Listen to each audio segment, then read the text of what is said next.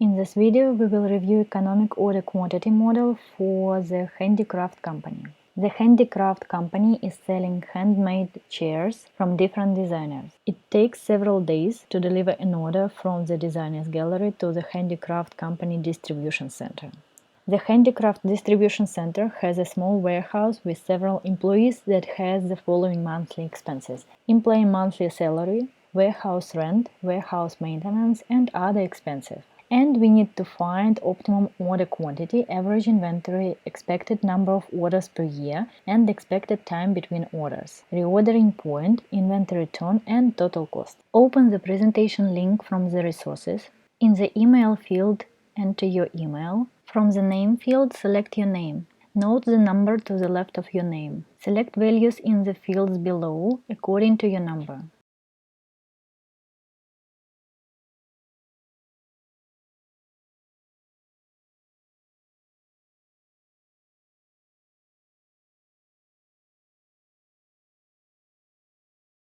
Now let's open your workbook. You can use link from your email or navigate to share it with me on your Google Drive. On your workbook, open EOQ sheet. It may also be called copy of EOQ. Let's start entering values from Google Form.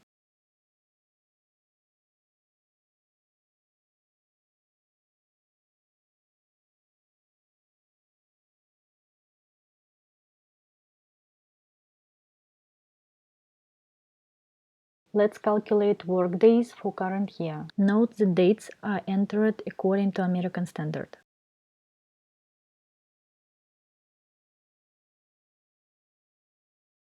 You can press enter to complete entering the formula.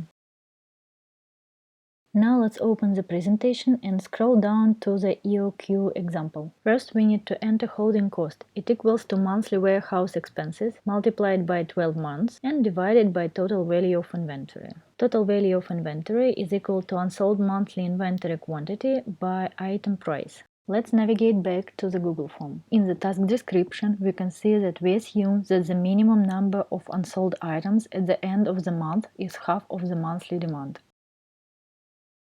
So we enter sum of the monthly warehouse expenses.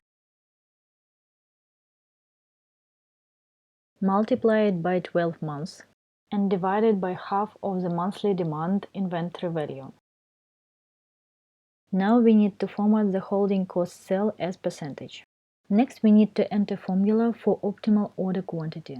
Optimal order quantity equals to square root from 2 multiplied by annual demand multiplied by order setup cost and divided by holding cost per item. Holding cost per item equals to holding cost multiplied by item price.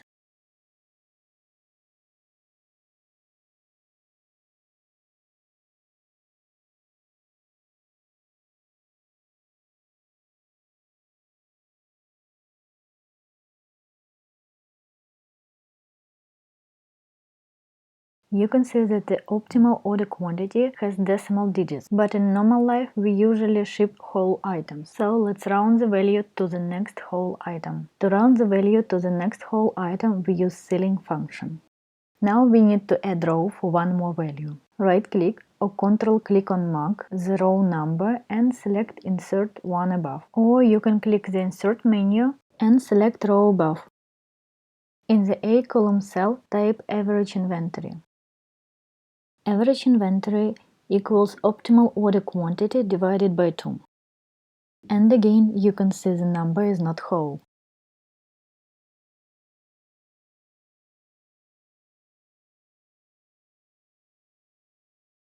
Now let's enter expected number of orders. Expected number of orders equals to annual demand divided by optimal order quantity. So we divide the total number of items per year by the total number of items in one shipment.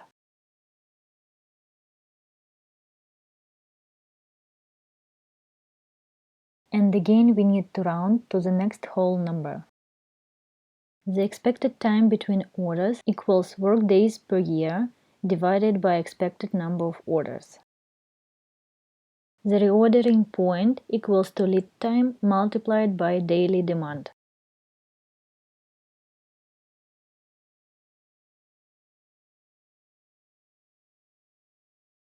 This time we need to round to the previous whole number. If we round to the next whole number, we will miss the point and the order will be received later than we actually needed. To round to the previous whole number, we use floor function. Let's enter the purchasing cost. It is cost for all items we need per year. So we multiply annual demand by the item price. Ordering cost equals cost per one order multiplied by the number of orders.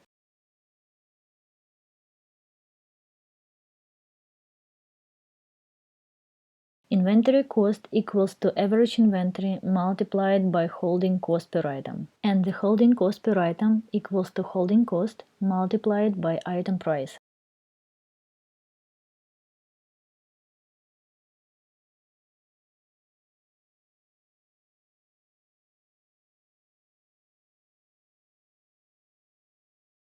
Inventory turn equals to cost of goods sold divided by average inventory value. In our case, cost of goods sold per year equals to purchasing cost, and average inventory value equals to average inventory multiplied by item price. The inventory turn or turnover shows how many times a company has sold and replaced inventory during a given period.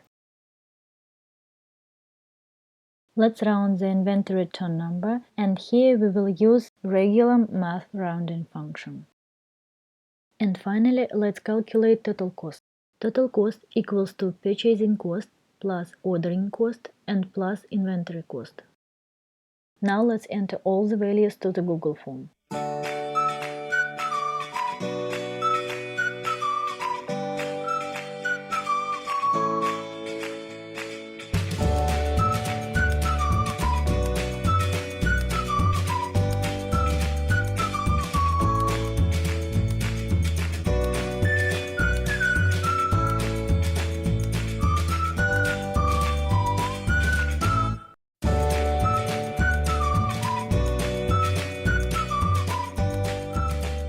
When you are done, submit the form.